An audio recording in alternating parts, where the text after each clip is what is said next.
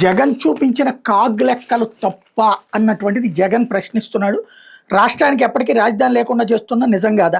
మీ స్కాముల కోసం చదరపడికి 20,000కి పైగా వెచ్చిస్తున్న నిజం కాదా?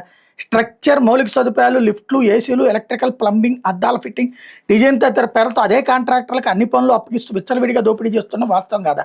బెంగళూరు, హైదరాబాద్, చెన్నై వంటి మహానగరాల్లో కూడా 5 స్టార్ సదుపాయాలతో కలిపి ఎస్ఎఫ్టీ నిర్మాణం 4,500 దాటకపోవడం నిజం కాదా?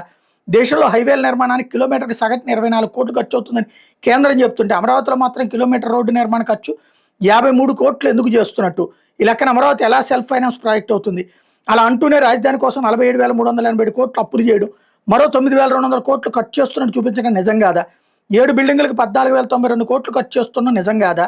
రాజధానిలో మీ మనుషులు ఏబిఎన్ రాధాకృష్ణ, అశ్విని దత్, బలు శ్రీనివాసరావు, బెజవాడ రమేష్ వంటి వాళ్ళతో పాటు మీ బినామీలకు రోడ్ల పక్కన సామాన్య రైతులకి చెరువులు, వాగులు, పంట కుంటల్లో ప్లాట్లు ఇవ్వడం నిజం కాదా?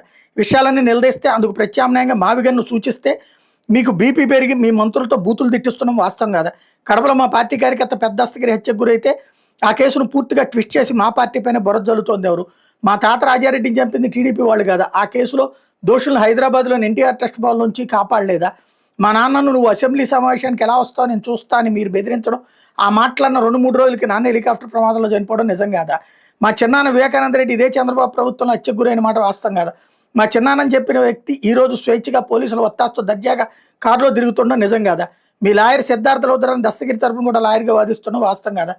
చంద్రబాబు బామ్మరిది ఆయన వియ్యంకుడు బాలకృష్ణ గన్ పట్టుకుని టపాటపాని ఇద్దరిని కాల్చిపడేయలేదా? ఆ తర్వాత సాక్షులు ఉండకూడదన్న ఆలోచనతో ఇంట్లోని వాచ్మెన్ని ఘటన జరిగిన కొద్ది రోజులకే బండరాయితో మోచి చంపలేదా? ఎన్టీఆర్ కుమార్ హరికృష్ణ యాక్సిడెంట్లో చనిపోతే ఇంట్లో శవాన్ని పెట్టుకుని కేటీఆర్తో పొత్తుల కోసం మాట్లాడిన చంద్రబాబు కాదా? సొంత మామను వెన్నుపోటు పొడిచి సీఎం కుర్చీని పార్టీని చివరికి గుర్తును కూడా లాక్కున్నది ఎవరు? వంగవీటి మోహన్ రంగ హత్యలో వేళ్లన్నీ చంద్రబాబు వైపే చూపుతుండడం నిజం కాదా? మల్లెల బాబుజీ ఎందుకు లాడ్జీలో శవంగా మారాడు? అక్కడ దొరికిన నోట్లో ఏముంది? ఆ దిశగా ఎందుకు దర్యాప్తు చేయలేదు? జర్నలిస్ట్ పెంగళ దశరథరావుని చంపింది ఎవరు? 2015లో పెట్రోల్పై 31% వ్యాట్, డీజిల్పై 22.5% వ్యాట్ విధించింది మీరు కాదా? మీ కాంట్రాక్టర్లు రిటైల్ బంకుల్లో తక్కువ ధరకు పెట్రోల్, డీజిల్ ఇవ్వాలంటూ ఆయిల్ కంపెనీలకు లేఖ రాసింది ఎవరు? సూపర్ 6, సూపర్ 7 సహా 143 హామీలు అమలు చేయకుండా మోసం చేసింది ఎవరు అంటూ మొన్న జగన్ మాట్లాడిన మాటల్ని ఇప్పుడు సాక్షి హైలైట్ చేసుకొస్తుంది.